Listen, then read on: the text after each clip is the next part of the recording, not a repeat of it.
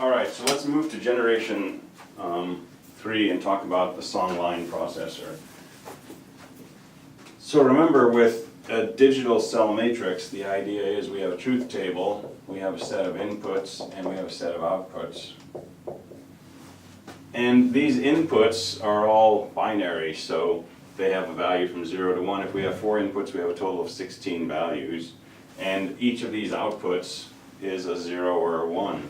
So for example, north out is just some function fn of north, south, west, and east. So fn really maps from z16 to z2. And f south is another function from z16 to z2, and so on. Well, we can change these outputs instead of just being 0 or 1 to take on real values. Say a value from 0 to 5, where there can be any number in between, so that we're mapping into this range, 0, 5, as a subset of the real numbers. And so these can take on decimal values, but when we take this output and we feed it into a neighboring cell, the neighboring cell is expecting binary values to know which row of the truth table we should be looking at. Now we can clip these values and round them to zeros and ones if we want, but that kind of circumvents the whole idea of having continuous real valued outputs. So we want to somehow be able to put in a real number and get out a real number. So let's look at a one-dimensional case. So imagine this is a cell with just a single input and a single output. So we'll just go west and east. And some function in here which does this mapping.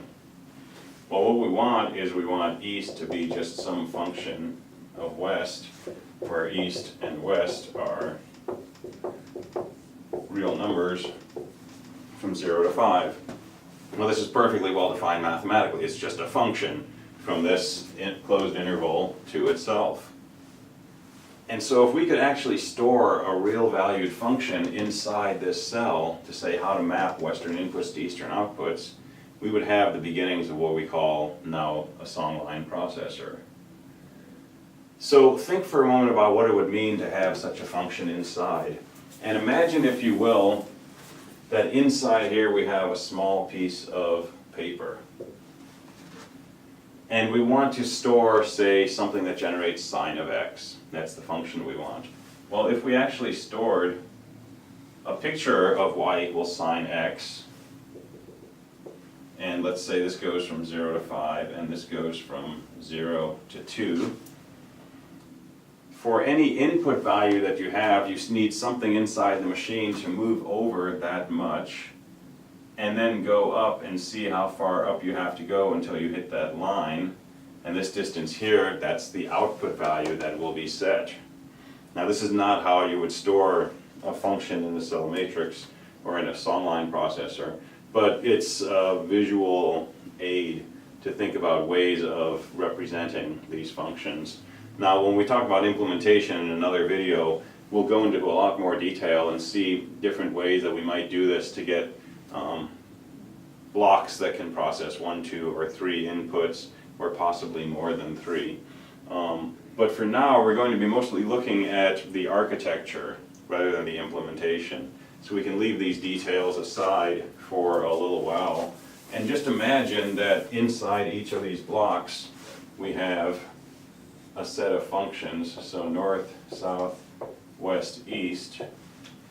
So the eastern output is some function fe of north, south, west, east.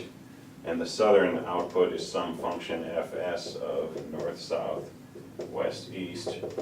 And this is exactly the same setup we had with the cell matrix. The difference is that these are real valued functions of real variables.